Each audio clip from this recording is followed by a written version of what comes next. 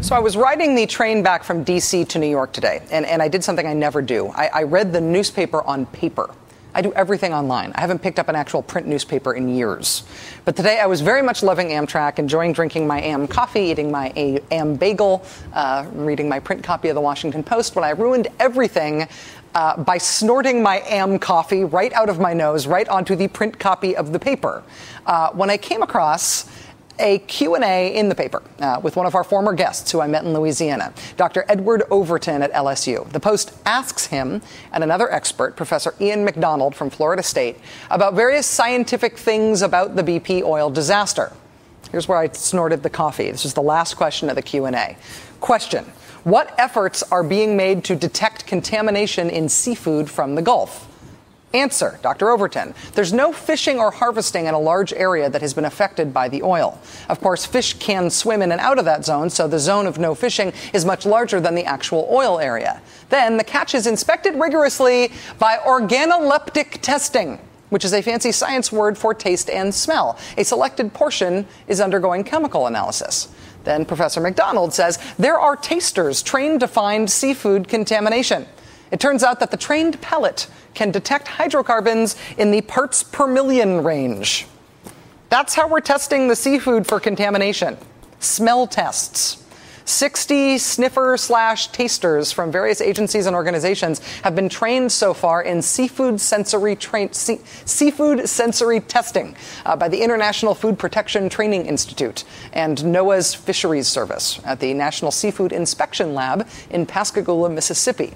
Apparently, there is chemical testing of the fish and seafood as well, but there's no machine better suited for this task of detecting minute amounts of oil in seafood and shellfish than the trained human palate. Please tell me more. Joining us now is Jerry Voitala. He's Executive Director for the International Food Protection Training Institute. Mr. Voitala, thank you very much for your time. Thank you, Rachel. So to be clear, you're not just finding people who have supernatural smelling and tasting abilities and putting them on the case. You're training regular folks to be able to detect contamination. Is that right? That's absolutely correct. It really, it's the training.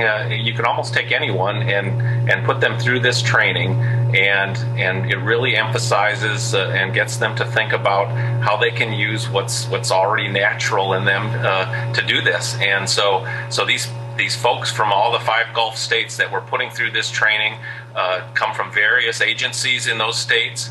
And they don't do this every day for a living. They do other types of things, whether they're fisheries people or whether they're food inspectors. And so a couple of quick days of going through this and going through the testing that they're put through, they come out with a lot of sensory memory. And do some people have a more natural affinity for sniffing? Do you find out after you do the training that there are some people who have like star noses? Yeah, that's absolutely correct. A lot of the folks that are going through the training, and we've put about 60 people through the training already in the last three weeks, in order to increase the capacity of people out there that can do this, they come out of this as being screeners. So they can go out now in their normal jobs and do a lot of screening and find problems that are out there or detect things that they couldn't before. But then there's additional training that can take place where they can become assessors, trained assessors, or even experts at some point, and that all depends on how good their God-given talents are. When in a non-training environment, once the folks who have been through your training are out in the field, how do they actually test the seafood? Are they smelling, tasting, both? How much of a sample are they smelling or tasting at a time? Well, there's one of the things they learn in the class is that the environment has to be controlled when you're doing this testing. So it's somewhat difficult when you're out in the heat and the humidity and on a boat, let's say, that there's diesel fumes and there's other types of odors. It's a lot harder to do that. So it's always encouraged to do that in a lab setting. Sometimes that's not always possible, but a lot of the assessments that are made, or all of the assessments that are made in terms of opening and closing waters, that's taking place in a laboratory setting where a lot of those environmental factors can be controlled. And you've got these incredibly well-calibrated human testing machines alongside all of the mechanical ones, which is what we all imagined is how this is done. It's fascinating stuff. Jerry Voitala, Executive Director for the International Food Protection Training Institute. Thank you for your time and good luck with this. Before today, Nevada's Republican Senate candidate Sharon Angle had been tossed nothing but journalistic softballs by hand-picked right-wing talk show hosts. No more. Oh, we don't have the soundbite. Thank you. What do you mean? Well, come on, you guys. Really? We don't have the soundbite? Wow, that's awesome. Hold on.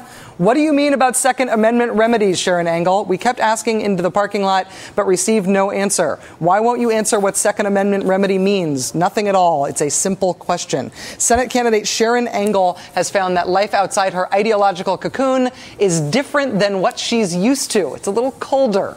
We'll have more on that, maybe even with sound, if we're lucky. Just ahead.